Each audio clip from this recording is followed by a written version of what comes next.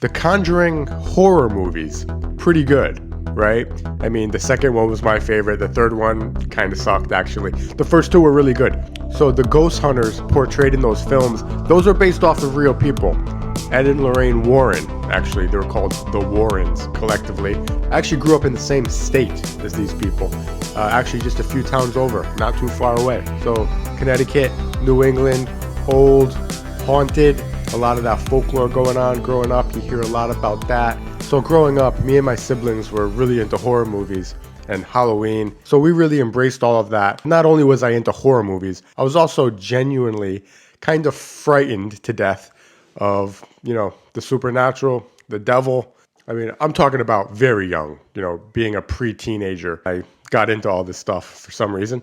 What it was first was my friend had a book, The Devil in Connecticut. I did a video on this on my last video. So they did a Netflix documentary based off of it. They say this boy was possessed by the devil, etc. So long before it was a Netflix documentary, it was a book when I was a young kid. My friend read it. He would tell me about it. We discussed it. Totally frightening. We believed it completely. Then I remember hearing about the Warrens, like as I got a little older. And they live in Connecticut. They live where I live. And they're ghost hunters. They investigate the paranormal. They did the Amityville case, Amityville horror. I believe Ed Warren, he fancied himself a demonologist.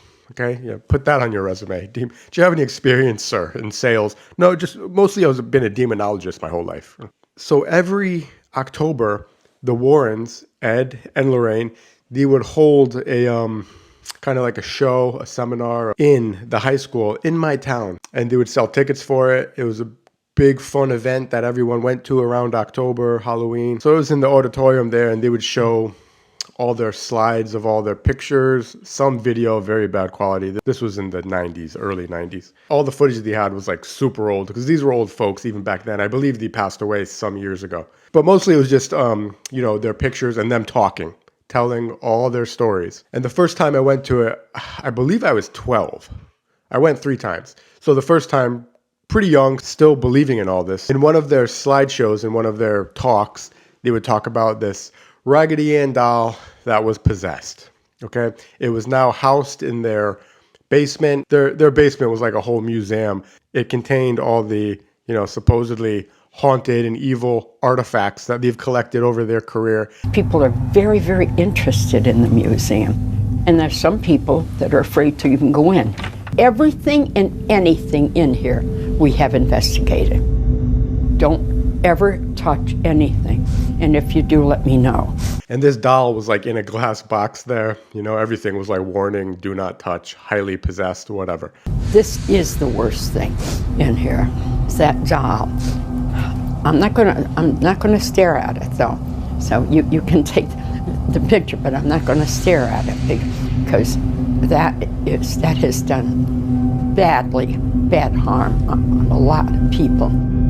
And the movie Annabelle was based off this, actually. So again, it was just amazing that, me and my friends believed all this. Like, oh my God, they have this huge Raggedy Ann doll that killed a man. He choked him or something, and just completely wild stuff. So it was just a fun time, and scary as well if you believe this stuff. And then the next year we went again, me and my sisters and like some of their friends. They were older than me. And I remember one part of the show, they said, okay, now we're going to play an audio recording of the voice of the devil. And everyone was like, what the fuck? And they even made an announcement. This was towards the end. And they made an announcement like, if anyone here is highly sensitive to this stuff, or, if you easily can attract these negative powers or whatever, maybe you might want to leave the room.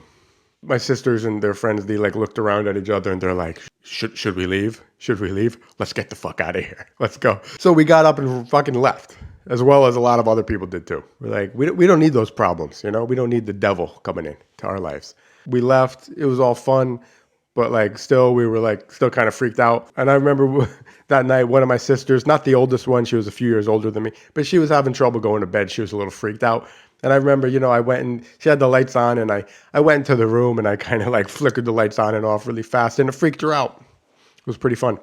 So the third time I went to this show, I was much older. I was probably in my late 20s, early 30s at this point. I believe they played the voice of the devil this time, and I stayed for it because I, didn't really believe this shit as much. It sounded like a chicken or something. I don't know. It was pretty stupid. Another topic that they would talk about, which really intrigued me and all of my friends, especially when we were like younger teenagers, early 20s, was this location in Connecticut.